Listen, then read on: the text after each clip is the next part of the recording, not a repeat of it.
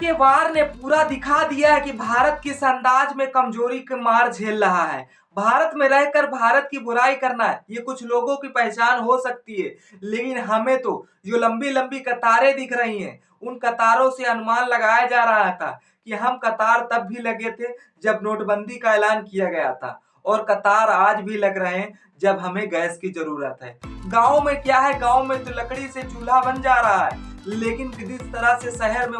लोग किल्लतें झेल रहे हैं मेरे भाई, लोग भाई साहब डबल रोटी खा खा के पार कर रहे हैं, फिर भी ये हिंसा नहीं तो और क्या है। देश को एकजुट करने की जगह सप्लाई वाली गैस तो जिस तरह से पूर्ति हो रही है, या फिर सरकार को जो इन छोटे छोटे काला बाजारियों को एक समय धर दबोचना चाहिए था। गैस जब देश में पूर्ति हो रही है, पूर्त है भी, फिर ये गैस सिलेंडर कहाँ ब्लैक हो रहे हैं मेरे भाई। नमस्कार दोस्तों, इस YouTube नए चैनल में आप सभी का स्वागत है। आज हम इस वीडियो पर प्रॉपर भाई साहब आपको एक नई खबर देते रहेंगे, जो शायद खबर आपको अदर चैनल पर मेरे भाई अभी तक नहीं मिल रही थी। आपका अनुमान कैसा है ये हमें बताइएगा जरूर, क्योंकि फर्स्ट टाइम वीडियो कोई बनाता है तो शायद वो आपसे सीख कर ही आगे मेरे भाई बढ़ता है। आपका सहयोग रहा, आपका सपोर्ट रहा तो शायद हम देश की वो हर छोटी बड़ी खबर आपके सामने रखने का प्रयास करेंगे मेरे भाई।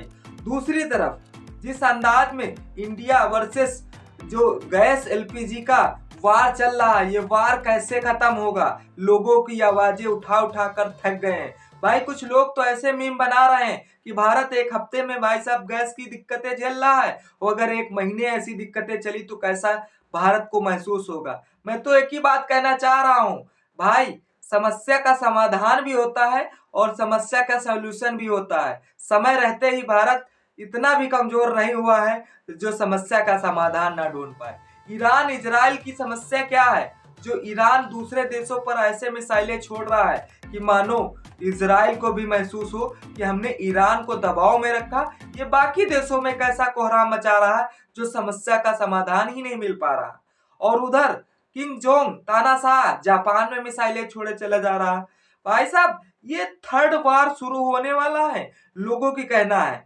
लेकिन जो एलपीजी के लिए लोग लाइन में लगे हैं, लंबी लंबी कतारें में लगे हैं, तो हमें नोटबंदी वाला वो दिन भाई साहब याद आता चला जा रहा है कि जिस अंदाज में लोग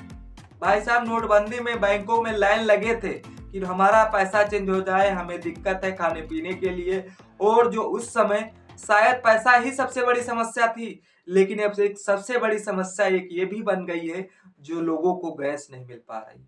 हाँ, ये कहां तक सही है, सरकार तो ऐसा कह रही है कि भाई पूरी गैस पर्याप्त मात्रा पर है। एक समय लोगों ने पेट्रोल डीजल पर भी आवाज उठाई थी कि यार पेट्रोल डीजल भी नहीं मिल रहा, लेकिन हमारे एरिया में तो भाई साहब पर्याप्त डीजल पेट्रोल भी है और एलपीजी गैस भी मिल रही है। लेकिन कुछ लोगों के द्वारा जो किल्लतें ये मिल्लतें उठाई जा रही हैं, इन किल्लतों की जवाब में सरकार क्या एक्शन लेगी। हाँ, अगर गैस पूरी तरीके से पूरत है भारत में, तो जो काला बाजारी कर रहे हैं, जो धंधा मेनू जनरेट करना चाहते हैं, पैसा अच्छा खासा मोटा कमाना चाह रहे हैं, तो उनके खिलाफ सरकार एक्शन क्यों नहीं ले रही। एक्शन ले, जो काला बाजारी पैसा मोटा छाप रहे हैं उनके खिलाफ ऐसी कार्रवाई करनी चाहिए जो सरकार दोबारा ऐसे दिक्कतें सामना ना करना पड़े मेरे भाई। हाँ, मैं इस देश का नागरिक उस नागरिक से बताना चाह रहा हूं कि आप लोगों ने जिस अंदाज में जिन समस्याओं का समाधान निकाला, उसी अंदाज में लोग,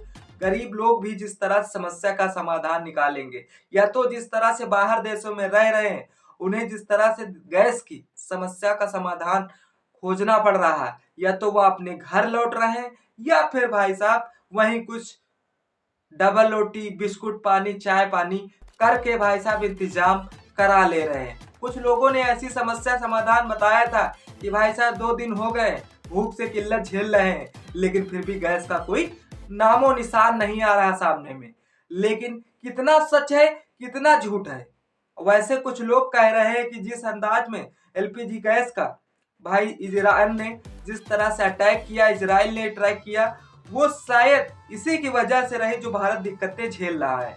अब कुछ लोग तो मीम बनाते चले जा रहे हैं, उन मीम का मैं एक ही निचोड़ रखूंगा भाई, देश एकजुट के साथ खड़ा होना है, एकजुट के साथ मुकाबले से लड़ना है मेरे भाई।